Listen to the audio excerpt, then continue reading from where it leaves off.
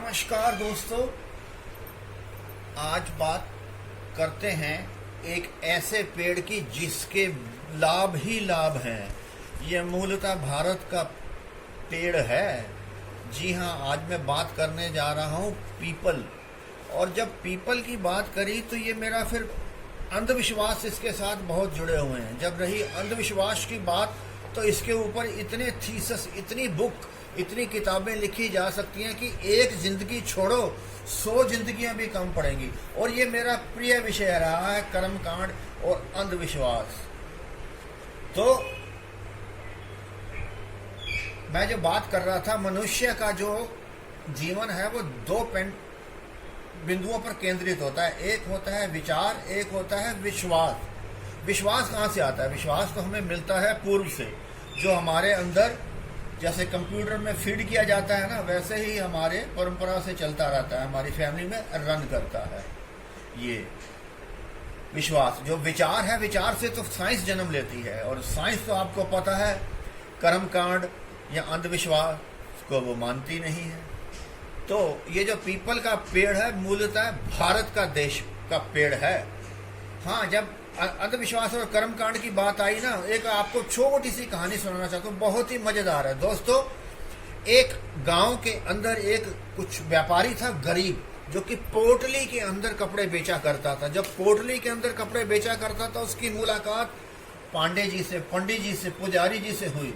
पुजारी ने कहा कि तुम बुजुर्ग हो चुके हो, कपड़ा तो बेचना है, मेरा गधा ले जाओ, इस पर गधे को बेचा करो। 2-3 साल तक उन्होंने गांव में गधे पर ढो ढो के कपड़ों को बेचा और खूब पैसा कमाया। समय चलता रहा। गधा कुछ दिन के बाद या कुछ सालों के बाद मृत्यु को प्राप्त हो गया। वो बेचारा चल बसा।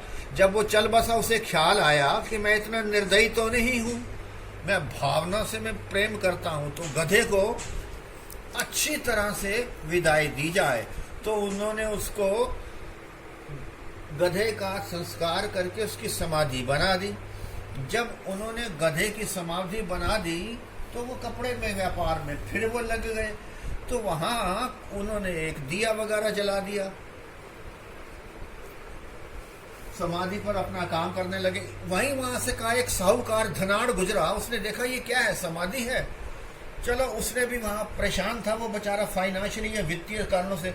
उन्होंने उसकी समाधि की परिक्रमा की, कुछ मांगा, उसकी पूर्ण हो गई बात। ये बात तो सारे जंगल की आग की तरह फैल गई, बड़ी जबरदस्त वर्षा होने लगी। जो आता हो गधे की समाधि पर पैसे चढ़ाता हो। ये बात सीधे पहुंची उनके गुरुजी यानी कि पंडित जी तक। वो देखने आए मामला क्या है। तो उन्होंने कहा, प्रभु सब कुछ आपका दिया हुआ, जो गधा आपने दिया था ना पंडित जी, ये समाधि उसी की है। उन्होंने कहा कोई बात नहीं, अच्छी बात है, हम किसी को नहीं बताएंगे, आप पैसे बटोरते रहो। तो उन्होंने कहा, बाय द वे पंडित जी, मैं एक बात तो पूछना भूल गया, आज आपकी कई सालों बाद मुलाकात हो रही है, जिस ठिये पर या जहां पर आपने मंदिर बना रखा है समाधि पर, वो किसकी थी? वहां कहता है जी ये गधा मर गया, वो इसकी माँ की समाधि है।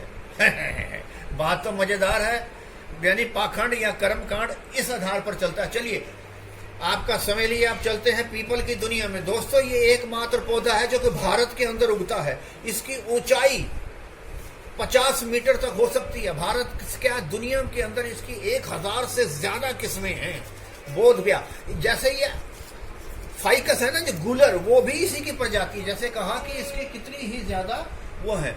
अब ये देखा जाए कि इसके साथ में कितने विश्वास जुड़े हुए हैं। ये दुनिया के जितने भी ठुकराए हुए पौधे हैं ना, ये मैंने ले लिए। वो गाना ना, तुम अपना रंजो गम अपनी परेशानी मुझे दे दो। सभी 60-70 वालों को, जिसको शनि की ढैया थी, जिसको भी कोई प्रकोप था, पीपल जिन्होंने तिलांजलि दे रखा था, जैसे वो बेचारे डॉगी होते हैं ना बिना घर के, इनको घर बार नहीं था तो मैं इन्हें ले आया। देखिए अब ये कितना बता रहे हैं। अब मैं इसके ना आपको धार्मिक महत्व और पौराणिक महत्व के बारे में बिल्कुल नहीं बताने जा रहा, ना तो मुझे इसमें रुचि है। अगर इसकी बातें सुनाने लग जाए तो फिर कई जन्म लग जाएंगे। आपको पता है कि जब पौराणिक या धार्मिक बातें बताते हैं तो उसके अंदर कितनी माइथोलॉजी है, कितना मिथा गया होता है, कितना या सिलबट्टे पे पीस कर उसको बढ़ाया गया होता है। मैं आज इसकी मेडिसिनल वैल्यू, अंधविश्वास की तो मैंने आपको एक बात बता दी। तो जैसे मैंने बतलाया, इसके जो हैं बहुत ही ज्यादा फायदे हैं दोस्तों। अब बूढ़ा बरगद कह लो, बूढ़ा पीपल कह लो, अब इसको फाइकस इंग्लिश में बोला जाए तो फाइकस रिलिजियोसा कहा जाता है। कोई आपको मदद नहीं मांगनी है, कोई भी इसको कोई कीटाणु नहीं लगते, कोई बीमारी नहीं लगती, छोटी मोटी फंगल डिजीज हो जाती है, वो तो आपको देखने से पता लग जाएगा जो गार्डनिंग करता है। तो ये जो मोरासिया फैमिली से ये जैसे ये पीपल है, ये बिलोंग करता है दोस्तों। इसके मैं बतलाने जा रहा था कि जो फाइटोकेमिस्ट्री है इसकी, उसके अंदर जो बार्क, ये जो इसकी छाल है ना, ये देखिए, ये छाल, इसके अंदर क्या तत्व मौजूद होते हैं। अगर मैं इसकी फाइटोकेमिस्ट्री की बात करूं, रसायन की बात करूं, इसके अंदर फिनॉइल है, टेनिन है, स्टीरियोड है, एल्कलॉइड्स है, फ्लेवोनॉइड है, ग्लूकोज डी है, इसके अंदर विटामिन के है। विटामिन के यानी कि एंटी कोगुलेंट्स, जो कि खून को थक के जमाने में काम आता है। जब किसी को हार्ट अटैक या ब्रेन अटैक पड़ता है, डॉक्टर एक इसका टीका यानी कि विटामिन के का जरूर लगाते हैं। ये तो दोस्तों इसकी फाइटोकेमिस्ट्री की बात रही। अब रही इसकी फार्माकोलॉजी की। दोस्तों ये बहुत जबरदस्त एंटीबैक्टीरियोलॉजिस्ट है। इसके अंदर कीटाणुओं को मारने की बहुत सी पदार्थ पाए जा सकते हैं। ये जो स्ट्रेप्टोमाइकोसिन होता है, दुनिया की एक पुरानी एंटीबायोटिक, वो इसके अंदर से निकाली जाती है। पेट के कीड़े, उसके लिए भी ये बहुत ही जबरदस्त काम करता है। आजकल कोरोना के हिसाब से लोग गिलोय तो खा रहे हैं दोस्तों। ये इम्यूनो मॉड्यूलेटर एक्टिविटी में भी बहुत ऊंचा स्थान प्राप्त करता है। इसके पत्तों को पानी में घिसकर आप पी सकते हैं, खाली पत्तों को भी खा सकते हैं। ये टीथ, मसूड़ों में से खून निकलना, स्कर्बी, पिलपले, उनके लिए भी बहुत अच्छा है। जैसे कीकर की दातुन होती है, उसी तरह पीपल में भी इतने गुण हैं औषधीय कि गिनाने बैठो तो गिनाने में काफी समय लग जाएगा। इसके अंदर एंटीऑक्सीडेंट एक्टिविटी भी होती है, यानी कि मोतियाबिंद जैसे आंखों में बनता है, या जिंदगी के सेल जो कमजोर होने लगते हैं, यानी कि जो बुढ़ापा आता है, और तो और एंटीऑक्सीडेंट जो कि डायबिटीज 2 होती है, यानी कि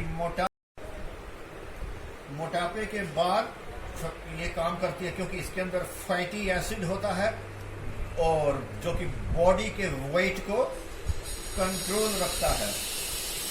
दोस्तों बंधुओं, इसके अंदर वाउंड हीलिंग एक्टिविटी, यानी कि जितने भी, अगर हम हल्दी से कोई जख्म को भरते हैं, थोड़ा फिंसी, तो आप इसको पत्ते कुचल कर भी लगाया जा सकता है।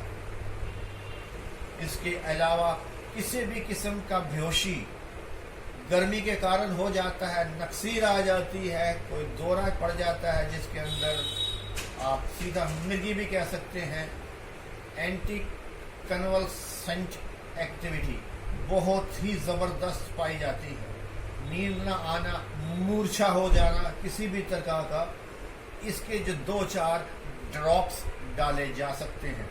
जैसे मैंने बतलाया, एंटी लिपिटिक जो एक्टिविटी होती है उसको भी ये ठीक करते हैं। हाई पोलिपिडेमिक एक्टिविटी, यानी कि कोलेस्ट्रॉल जो बढ़ जाता है दोस्तों, आजकल मुख्य समस्या है लिवर के अंदर चिकनाई का समय हो जाना, उससे भी आप दूर सकते। और तो और सदाबहार को हम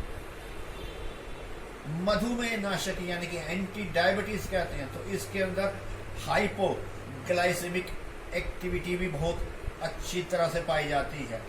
अगर हम इसको लगाना चाहें, इसका उपयोग करना चाहें, तो बहुत ही अच्छी है। गोया कि इसके पत्तों में, इसके बार्क में, इसकी छल में और इसकी जड़ में, और तो और इसके ऊपर बहुत सुंदर से फल लगते हैं छोटे छोटे। आपने कभी सोचा है या आपके दिमाग ने ये आपको सोचने में मजबूर किया है कि कभी छतों पर या टंकियों पर या आड़े तिरछी जगहों पर पीपल का पेड़ क्यों उग जाता है? जी हाँ, पर परागण की जगह जो इसके बीज हमारे पक्षी खाते हैं। कई प्रकार के पक्षी हैं जिसमें चिड़िया और कबूतर खास तौर पर इनको यहाँ वहाँ ले जाते हैं। वो ले जाने का कारण सीधा भी हो सकता है, और जो वो खाते हैं, जो उनका एक्सक्रीटा होता है, उसके अंदर ये बीज रख देते हैं, तो वहां पर पीपल का निर्माण हो जाता है। दोस्तों, वीडियो के अंत में ये बात बतलाना चाहता हूं कि दुनिया का कोई भी पौधा ऐसा नहीं है जिसे कर्मकांड या अंधविश्वास से जोड़ा जाए। भगवान नहीं कहते कि अंधविश्वास और कर्मकांड का सहारा लिया जाए। ये तो हमारे जीन्स में होता है। और दोस्तों, कर्मकांड जो होते हैं ना, ये यहाँ तो हमारे लालच से हमें दिए जाते हैं। भी आप ये काम करोगे, अभी आपके पास चांदी है तो फिर सोना मिलेगा, सोना है तो हीरा मिलेगा, या फिर आपको डराया जाता है कि यहाँ ये पूजा नहीं करोगे आपका ये नुकसान है। कुल मिला के ये एंटी बैक्टीरियल है, एंटी फंगल है, एंटी कन्वल्सेंट है, इम्यूनी मॉड्यूलेटर है, एंटी एक्सीडेंट है, हाइपोलिपिडेमिक है और हाइपोग्लाइसेमिक है, और वाउंड हीलिंग एक्टिविटी तो बहुत ही जबरदस्त है। दोस्तों, आज मैंने छोटी सी कहानी के साथ में इस पीपल वट वृक्ष की आपको पूरी जानकारी दी है। हमें ज्यादा से ज्यादा इसे लगाना चाहिए। ये तो प्रभु की अनमोल पेशकश है, ये वनस्पति ही तो है। चलता हूँ, फिर मिलेंगे। आप सबको बहुत बहुत धन्यवाद।